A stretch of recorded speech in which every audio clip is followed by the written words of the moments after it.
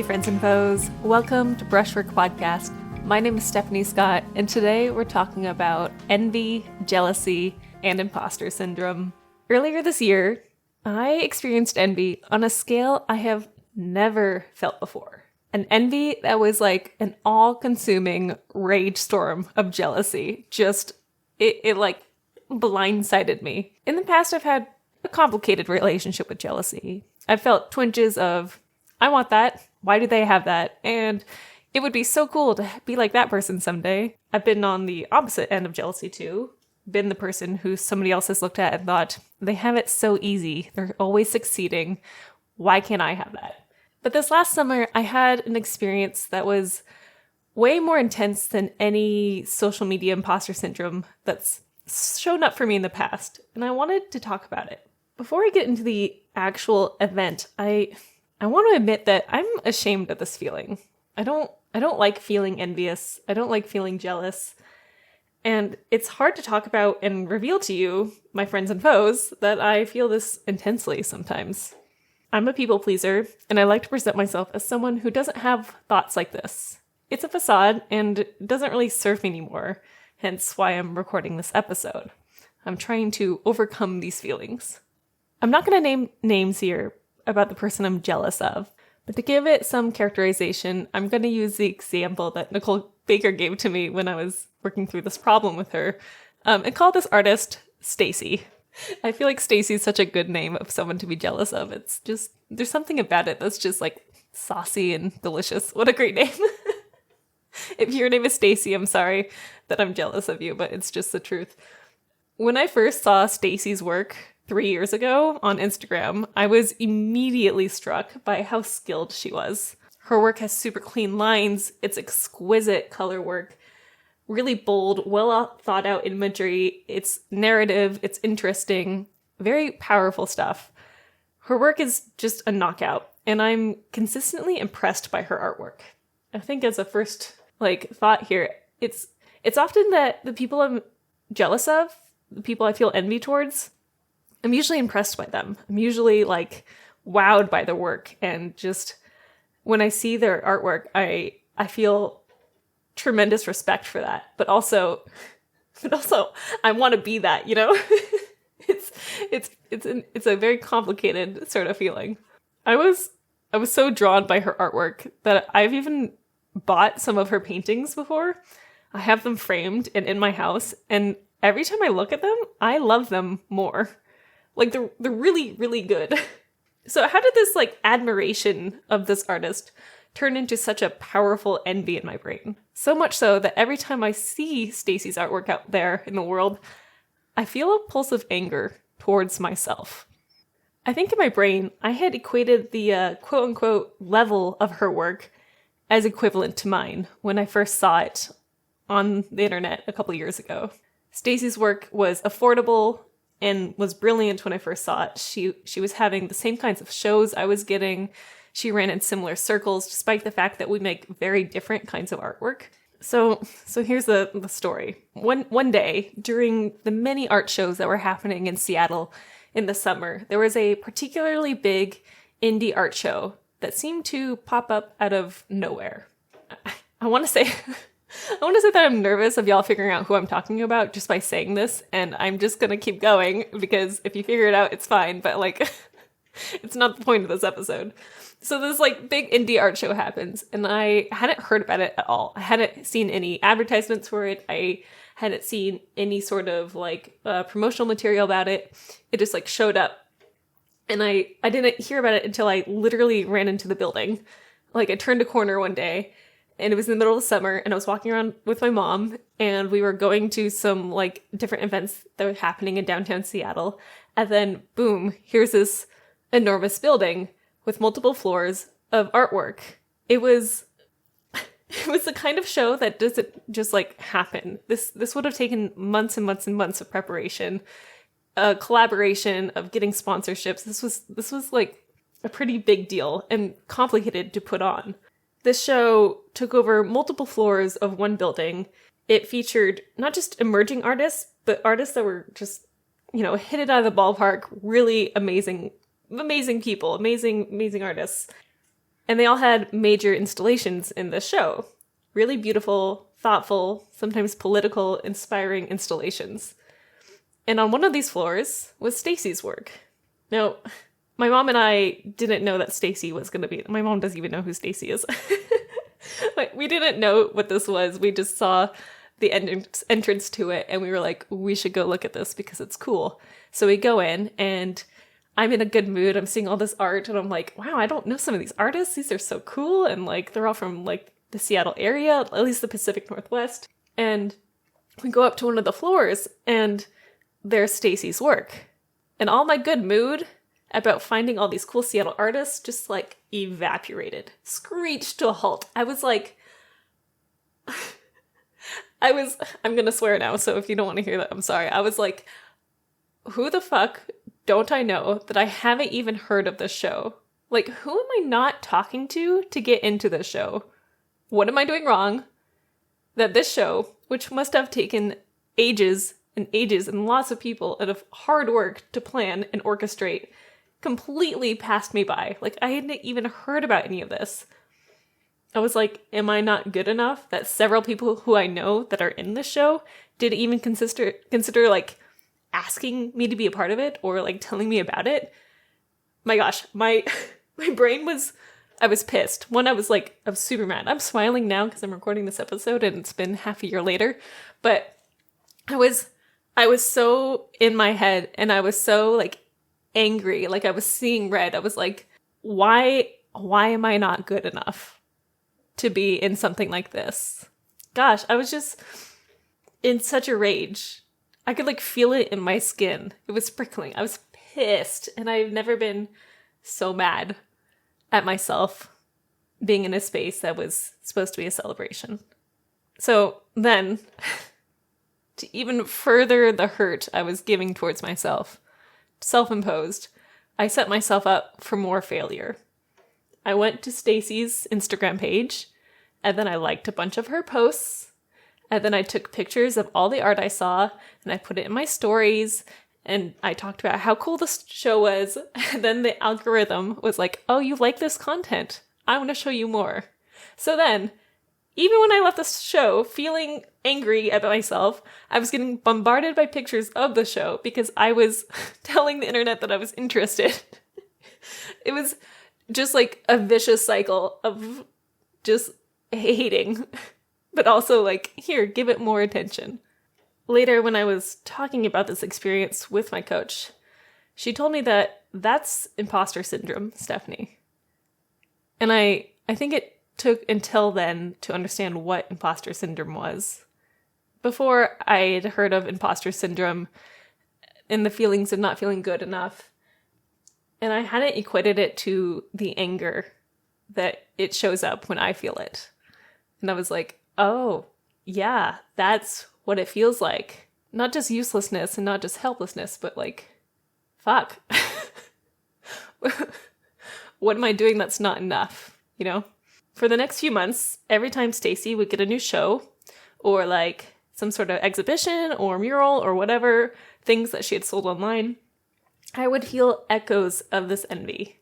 And it's funny that Stacy was the catalyst for this feeling, because I knew other people who were in this show and I didn't feel that envy towards them. Maybe it's because I thought her work was so good. I still think her work is that good. She was the one that I fixated on. It's now towards the end of 2022, and I'm feeling a lot less of this imposter syndrome towards Stacy than I used to. And I want to share with you how I was able to tamper that feeling and turn it into something healthier than the doubt and the anger that was on my brain every time I looked at Stacy's art or thought about this particular art show that happened. The first thing to do is to recognize the difference of what you're feeling. That jealousy, envy, and imposter syndrome have some overlap, but they're very different. Jealousy is defined as the feeling or showing envy of someone towards their achievements. Envy is feeling discontented or resentful longing, aroused by someone else's possessions, qualities, or luck. And imposter syndrome is a collection of feelings that usually sum up in feeling inadequate, despite success, despite achievement. So it's a chronic sort of self-doubt. So they're a little bit different, but they blend a bit. So if you ever hear me use them interchangeably, it's because they are quite similar. I wasn't really jealous of Stacy. I was envious, and I had imposter syndrome that I wasn't addressing on top of that. It wasn't that I wanted her to not have the success and the art shows and the sales and whatever. It was that I wanted them to. So you define that feeling and you're like, okay, now we have to take it apart and analyze it. Let's go through the thoughts I had. That big, like, immediate, really powerful, I can still feel it if I think about it too much thoughts. Let's go through the first one. The who the fuck don't I know that I haven't even heard of this show? Who am I not talking to? So this one, oof, right? This is a great question. It showcases my doubt in my networking ability, and it makes me second guess who I'm spending time with. The way to get around this question is to literally go on the website at the place that had the show and hosted the big indie art show, and find all the organizers. From then, you go follow them on social media, you begin the process of building a relationship with them, and ask them to keep you in mind for future shows like this. Now, I will say that this show was really hard to find the organizers of. They were under corporations. Corporations is a strong word. I guess organizations, a charity, whatever. And finding the people who organized it and planned it was complicated and not easy. With other things that I felt this sort of envy towards, I had a lot easier time to find these people and make these connections. And just like that, I was able to turn my rage into a plan. And I felt better for being capable of thinking of that plan and taking it and executing it. For the future, when I feel like this, I remind myself that these things take time, that not all artist paths are the same or even linear, and the first great step is always just saying hello to the organizer, just being courteous, just saying hi. My second big thought that I had was, what am I doing wrong that this show, which must have taken months to plan, wasn't advertised to me? This sort of question calls into question of, who am I surrounding myself with? Who are the people to follow on social media? What other opportunities are there out there like this that I'm missing? And the solve is to go backwards. So what I did is I went and I looked up all the artists who took part of this show, and I followed them online if I hadn't already been. I made a list of all these organizations and networking groups, and I signed up for as many art networks and email lists as I could find. The idea is you want to surround yourself with your inbox, your social media, and also literally the people around you with the kind of people who organize these things. When you make it easy for people to find you, then people find you easier. You're like, obviously, Stephanie, but you want to make it convenient where when they think of, oh, who's an artist that could take part of this show, you think of Stephanie, you think of Stacy, you think of you, the listener. When you're too hard to find and you don't network, these things pass you by, like I've experienced this last summer. The second thing to think of is, what am I doing wrong that the show wasn't advertised to me? It's that I wasn't doing anything wrong. It wasn't advertised to me because they didn't do much advertising. They got a sponsor for a local newspaper, but the newspaper didn't run an advertisement for it till much later, and I don't subscribe to that newspaper, right? It was like they advertised the show like a week before the show was happening. Despite that, the show had an amazing turnout. There was like a line around the block to get in, but it didn't have really great advertising, and the people who were planning it kept pretty hush about it, which is interesting. That wasn't my fault that I didn't know about it, but it is something for me to think about, in the sense that what things are happening and being organized that people aren't talking about early enough. And a pro tip, if you are organizing an event and you're like, it's going to happen in 2 months and it's going to be great, but you don't tell anybody about it till like a week before the event, then you're going to have less turnout because people don't know it happens. Ta-da! But back to my jealousy. By having these sort of solves, by looking backwards and surrounding myself with as many art networks as I can find, when I look at these feelings I have, and I make a concrete plan that answers those specific questions, even in anger, I feel that feeling a lot less. I go from reacting to the situation to creating action to the situation. And then I don't lose my brain. The third question that I asked myself when I was in the pits of rage was, am I not good enough that several people I know who are in this show didn't even consider to ask me to be a part of it? One of the most constant stories that the brain tells itself is that we are not meeting our own expectations. I have ambition in spades. I am an overachiever. I'm a perfectionist. I give myself a lot to live up to. And when I fall short of being perfect, I punish myself for it. When I am not feeling well and I make a painting and it's not good, I feel worse because I hold myself to such high standards. It's something I'm working on. It's something I'm trying to let go of trying to be perfect. But it shows up in many aspects of my life. And the am I not good enough? That other people didn't talk to me about this. The rest of the sentence doesn't matter. It's the am I not good enough that matters. And I have to define what being good enough means. The solve to this is figuring out, where is the ceiling of perfection? What does it mean to be good enough? So when you ask yourself in your jealousy, in your imposter syndrome, I'm not good enough, what does that literally granularly mean? What is success in your brain? What would your life look like if you were good enough? When does satisfaction come in? So basically, when I got home from that event that summer, and after a week had gone by and I talked to my coach, I sat down and I wrote a list of what it did mean for me to be good enough to myself. And when I wrote down my definition of success, I saw the comparisons I was making towards Stacy that I was making towards myself. And when I looked at Stacy's work, I thought, that's the successful artist. That's an artist that has made it. Because that's what I had created in my brain. I was like, no wonder I felt jealous towards her. Because she had what my brain thought of success. Not what she thinks of success, but what I had put upon her. I'm able to look at Stacy's paintings now and feel happiness. And I'm able to see news of her new shows or whatever she's doing and feel excited for her. And I'll comment good things on her work and I'll do things like that. And it bothers me a lot less. Simply having those moments of, okay, what's my plan to help myself overcome these feelings? What's my plan to help me get around I'm not good enough?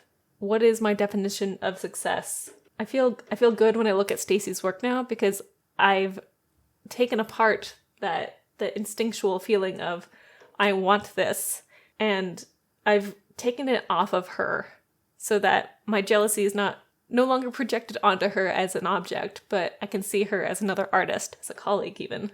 My definition of success is consistently selling my artwork to my collectors and to new clients. It's to have shows once a year where I can let my artwork be in public for people to enjoy. It's that my artwork allows me to have long-term happiness. Success with my artwork means that I get to make artwork for decades more, like a long, long, long time. I want to be doing this when I'm in my 80s. So, another 50 years would be nice. Success is finding happiness in my daily practice. After I wrote down my little list here of what success means to me, because before it was like, well, if I'm not in a museum, then that's not successful. And if I'm not having a gallery show, then that's not successful. And if I'm not being, seen by every other artist and known, that's not successful. Like, it's after you write what your definition of success is, you have to break down what your definition of success used to be and reframe it. Otherwise, it'll linger in your head. Sometimes people show signs of imposter syndrome towards me. And I was gonna have a segment of what I do when people start to feel like that. But the truth is that if people start to feel that way towards you and your artwork, that's on them to solve.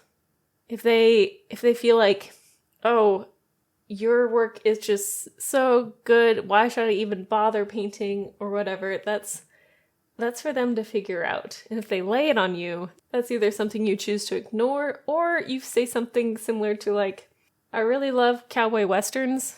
They're just so great. And when I don't think I've ever once said that, yes, There is exactly as many cowboy westerns out there that there needs to be. Not a single one more. There's plenty. Just enough. You don't have to make another one because they're already out there. No one ever says that. I want more cowboy westerns. I want lots of them. Please, make more cowboy westerns. And by cowboy westerns, I mean paintings. If you're in the middle of feeling imposter syndrome, that you can't make art because other people have made art, or you're not good enough because you're not getting into shows, that's mine, or you're not in the right networks and you don't know how to get in the right networks, or like your artwork is just not good enough to even apply to an art show, or it's not good enough. If I get 10 good paintings and then I can start applying to things, and anything before that will just not be worth it. If you're having these imposter syndrome feelings, I recommend taking apart each of those feelings. Like, write them down in a list and look at them as if someone was telling these things to you.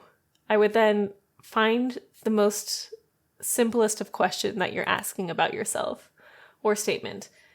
And it's not, why am I not good enough that these people haven't invited me to this art show? That the simplest of questions is, why am I not good enough? And then you need to write down reasons why you are good enough.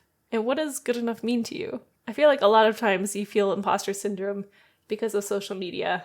And that was definitely the case for me, that I made it worse for myself during that art show in the summer. And for a couple of weeks, I actually stopped using Instagram.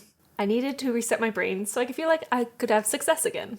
And I could feel calm when I went on social media. And I could feel like I was doing something worthwhile instead of just feeding the envy. I have come up with a strategy for myself for when I do go to an art show, because I'm sure this will happen again, that if I'm feeling envy at this art show, I have a system to help me bring myself back to the present. And it's little, it's short. The key is, can I remember to ask myself this question? My tool is, can I find something blue? By taking my brain from that anger and that resentment, and I focus it on, can I find something blue somewhere in the room that I'm at? Whether it's someone's denim, it's a piece of art on the wall, it's the sky outside, whatever it is. And then I find it, and then I focus on it. I'm able to take a couple of seconds even, and just meditate on that color and bring myself back to the present, which is someone who is excited for other people to have art shows, who is excited for other people to find success, and not just berating myself for not being there yet. When I look at the paintings I have of Stacy's now, I feel joy again. I feel happiness, and I feel, oh, how cool would it be to do a collaboration with her someday, and maybe even get her on the podcast sometime. And whenever I see that she's just like exploding in popularity, or doing something where her like vanity metrics go up or whatever, I think of, every artist in Seattle that's doing well is a bonus for every other artist in Seattle. When artists do well, they support their whole community, and it's exciting. Have you ever felt envy or jealousy or imposter syndrome? What was your catalyst for that feeling? What's something that triggers that in you? I'm curious, and if you want to send it to me in a DM or put it in the comments here on my website, that'd be interesting. It's important to talk about these things, and I think when we don't talk about the negatives, then it just seems like everything is sunshine and butterflies, But it's just not the truth. It's not. I hope that this episode has been helpful, and thank you for listening to my story, even though writing this out and reading this out has been uncomfortable for me.